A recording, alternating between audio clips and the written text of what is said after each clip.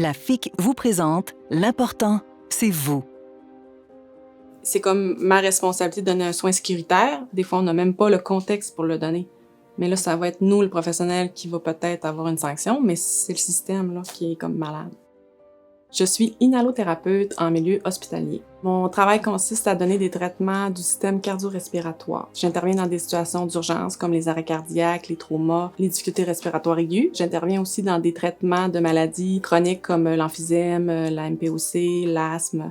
Être inhalothérapeute, c'est beaucoup du savoir-être puis aussi beaucoup d'écoute. Il faut toujours que je fasse un suivi avec l'infirmière et vice-versa parce que nos soins sont complémentaires.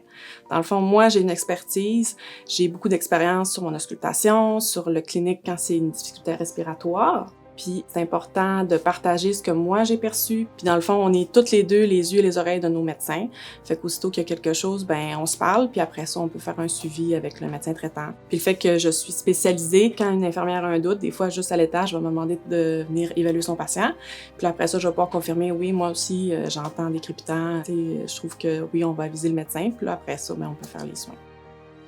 C'est méconnu, ce qu'on fait. On a vraiment de l'expertise. Des fois, quelqu'un qui m'a vu juste donner des pompes à laitage va penser que je fais juste donner des pompes à laitage, mais en réalité, je fais vraiment évaluer le patient. Puis aussi, je vais toujours faire en sorte que le patient soit le plus autonome possible. Fait qu'il y a beaucoup d'enseignements dans ce que je fais. Les équipes qui rentrent, qui sont nouvelles, sont beaucoup mobiles. On va changer d'hôpital. Souvent, ça déstabilise les équipes parce qu'on dirait que la personne qui fait des chiffres de temps en temps dans un hôpital, puis après ça, elle se déplace dans l'autre, mais à chaque fois qu'elle recommence un corps, il faut comme un petit peu qu'elle se réintègre, qu'elle reprenne le rythme de l'équipe, puis qu'est-ce qui se fait d'un hôpital à un autre.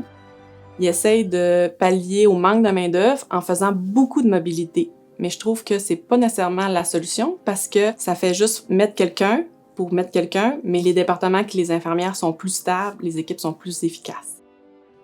Je me sens impuissante, c'est sûr. Souvent, ils remettent toute la charge sur nous, les professionnels en soins, au lieu de le remettre sur le système. Je vais pas laisser ma collègue dans le trouble, je vais pas négliger un de mes patients, mais c'est souvent même pas dû à mon efficacité, c'est le fait que le système est comme surchargé, il manque de main-d'œuvre. Fait que souvent, ben moi, vu que je suis professionnelle en soins puis que les soins, pour moi, c'est primordial, ben c'est moi qui écoute. Je suis en train de donner un traitement à un enfant en bronchospasme, mais il y a un bébé qui va naître bientôt en souffrance. C'est difficile de choisir qui est le plus important.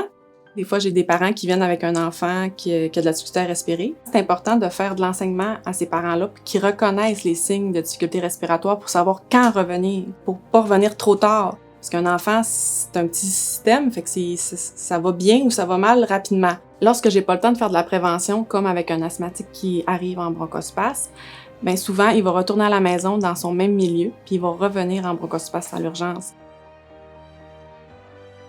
Même s'il n'y a pas beaucoup de travail ou de traitement à donner, je pense que ça mériterait toujours d'avoir au moins 2 inhalothérapeutes dans les petits hôpitaux pour qu'on puisse gérer un cas quand ça arrive, puis qu'on peut le transférer, puis que ça soit sécuritaire. Quand tu as un inhalo puis une infirmière qui sont sur le même cas, ben on se complète. Le réseau de la santé, oui, c'est une dépense pour le gouvernement, mais en même temps, c'est un investissement. Parce que si on a plus de temps pour faire des interventions, nos patients vont être plus informés puis vont plus connaître leur maladie, là, puis quoi faire pour mieux la traiter. Il y a beaucoup de professionnels en soins qui sont passionnés par leur travail puis qui donnent des soins avec tout leur cœur. J'aimerais ça que notre système soit à la hauteur de notre potentiel.